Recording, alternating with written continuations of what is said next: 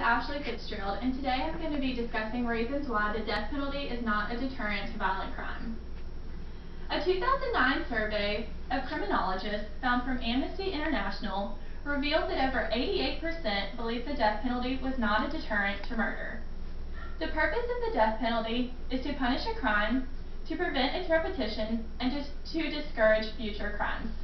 But these things have been proven to not necessarily be true. I have studied the issue of the death penalty through reading articles, essays, and journals relating to the topic. I have also learned and studied cases where people were improperly sentenced. Today I will explain the 4 reasons why the death penalty is not a deterrent to violent crime. It has been shown that when people are under the influence of drugs, alcohol, or have some other mental condition, they are not thinking about what might happen to them at some future date. The death penalty has also been shown to be much more expensive than other alternatives, such as life without parole. The infrequency and inconsistency of the death penalty makes it an ineffective form of punishment. Lastly, capital punishment is reinforcing the idea that killing is okay, which does not discourage people from continuing to kill others. Let's take a closer look at the issue. You should believe the death penalty is not a deterrent to violent crime because violent criminals can't control their behavior. In Badeau's article, he stated that most capital crimes are committed during moments of great emotional stress or under the influence of drugs or alcohol, and during these times, people are not thinking logically. People who don't think about the consequences often commit impulsive and violent acts. Clearly, the person doesn't care about the quality of life if they are taking someone else's, so why should that be their own sentence? It seems that life without parole would make more sense, so they would have to sit in jail and suffer, rather than being killed and not having to deal with the pain. The same is true with murderers in the drug trade. People in this drug trafficking are already betting their life in competition with other dealers, so it is illogical to think that the death penalty will discourage them from killing others. From Glenn Cassidy's article, she pointed out that violent criminals tend to have anger control issues or be risk-seeking individuals, and these people often think they will not be caught. Because of the anger control and risk-seeking behaviors, you should believe that the death penalty is not a deterrent to violent crime. These criminals are already risking their lives killing others or running from the cops, therefore capital punishment wouldn't seem to be very important in their minds. Also from the article, she stated that 16,000 murders are committed annually in the U.S., while 98 people were executed in 1999. It seems that our resources spent on capital punishment trials would be put to better use in investing in crime prevention programs than using the death penalty.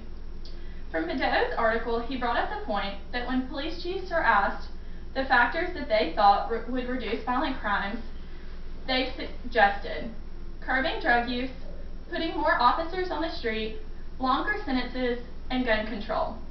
Notice that none of these things suggest sentencing more people to the death penalty. Therefore, verifying the police chiefs do not find this strategy very effective. You should believe the death penalty is not a deterrent to violent crime because the murder rate in non-death penalty states has remained consistently lower than the rate in states that do use the death penalty. From Alicia Ott's article, she stated that the murder rate in the United States is 3 times higher than in countries such as France, Italy, and Sweden, all of which do not use the death penalty.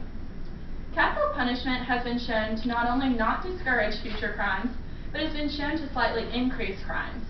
We should be doing everything we can to stop this violent crime, therefore we should not be enforcing the death penalty. Also from Amnesty International, a 2003 legislative audit in Kansas found that the estimated cost of a death penalty was 70% more than non-death penalty case. Because the cost of the death penalty is so high and the amount of people actually sentenced is minimal, you should believe the death penalty is not a deterrent to violent crime. It would seem to make sense if we were spending extra money on something that had been proven to significantly lower the death penalty, but with the evidence we have, it shows it not only costs more, but it's not preventing people from committing other crimes. The sentencing for a case involved in the death penalty takes longer and therefore more time and money are being spent on the case. The New York Times stated that the cost of our system of capital punishment is so enormous that any benefit that could be obtained from it is so dollar wasteful it serves no effective purpose. From Beddoes' article, he states that capital punishment can only be an effective deterrent if it is consistently and properly employed. Because the death penalty is not consistent, you should believe it is not a deterrent to violent crime. We now know how little people are actually sentenced to the death penalty that is not consistent. Only a small percentage of first-degree murders are actually sentenced, and an even smaller number of these people are executed. People also argue that there are racial disparities involving charging and imposition of the death penalty, showing again that it is not consistent. Just like Beddoes said, punishment needs to be consistent to be effective, and the death penalty has been far from that over the years. In conclusion, the state of mind that criminals are in when they go out to kill others is not a state of mind that would make them even consider the consequences they would eventually suffer. These killers are impulsive and are acting out of great emotion or anger. They are focusing on living for the moment and getting the job done, rather than thinking that they might be sentenced to a death penalty.